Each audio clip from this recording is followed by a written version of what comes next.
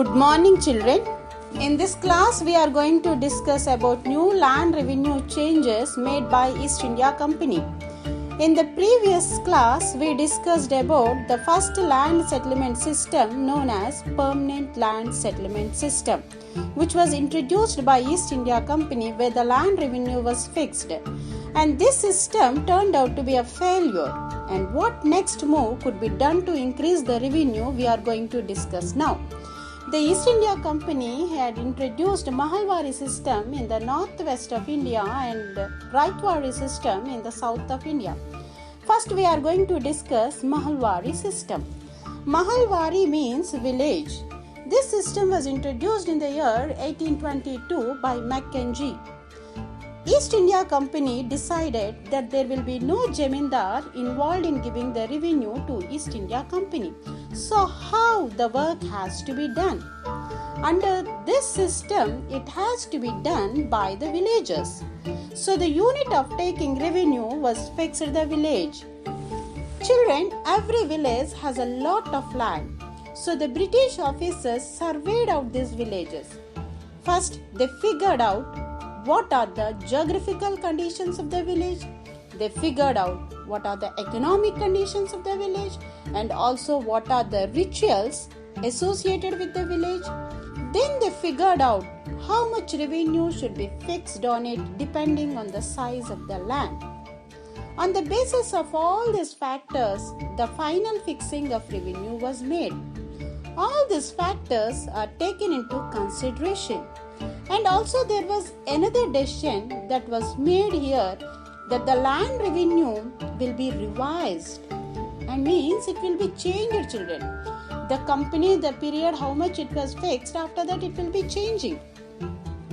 And here the land revenue was not fixed. It will be changing. Means in the permanent settlement, the land revenue will be fixed.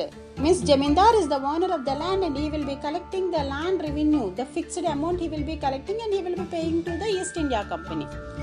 Here the land revenue was revised and it was not fixed. According to the market price, it will be changing. The village, the head of the village is headman and he will be taking care of the village. And this headman will be collecting the revenue and he will be giving it to the East India Company, children. So the Britishers, they thought this system will be successful. How means they thought there is no strong mediator. Like Jamindar in the permanent land settlement, here no such means strong mediator. So this system will be successful. They thought this system is not a corrupted one and this is going to be a successful. But Mahalwari system is also a failure, children, because the land revenue is continuously increasing and the land production was not so much to fulfill the demands of the East India Company. Land revenue is changing and whatever the production they are getting on the land, it is not increasing. So this system is also a failure, children. Next, we are going to discuss about Raitwari system. Rayot means cultivator or peasants. Raitwari system was initiated by Alexander Reed and he decided to initiate this system in the region where Tipu Sultan ruled. Why means, children, after the defeat of Tipu Sultan, that region was directly under the control of British. The Raitwari system was further developed by Thomas Munro and came to be known as Munro system. Thomas Munro was the governor of Madras Presidency between the year 1820 and 1827. Thomas Munro introduced this system in Bombay, Madras and some parts of Assam.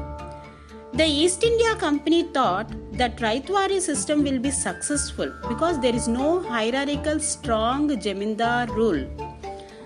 And in Raitwari system, there will be direct point of contact with the Rayots, who is the tiller of the land. The Jamindars will be eliminated and the rent was collected directly from the Rayots. Created individual land ownership rights for the Rayots. and the rent was supposed to be fixed for each rayot and each field, and also the choice was given to the rayot to either accept or reject the government's offer. However, this did not happen. The company officials fixed the rent randomly and also forcibly extracted more rent from the rayots. Thus, the system proved to be highly oppressive for the rayots. Means it's very hard or difficult. Soon after introducing the new systems, the company realized that they were not as effective as intended. With the aim of increasing income from land, revenue officials had set very high revenue demands. Unable to meet these high demands, the rayots migrated from the countryside and many villages were deserted, means they vacated children. The new systems were expected to convert poor rayots into rich farmers, but they failed to do so. Children, this Raitwari system is also not successful.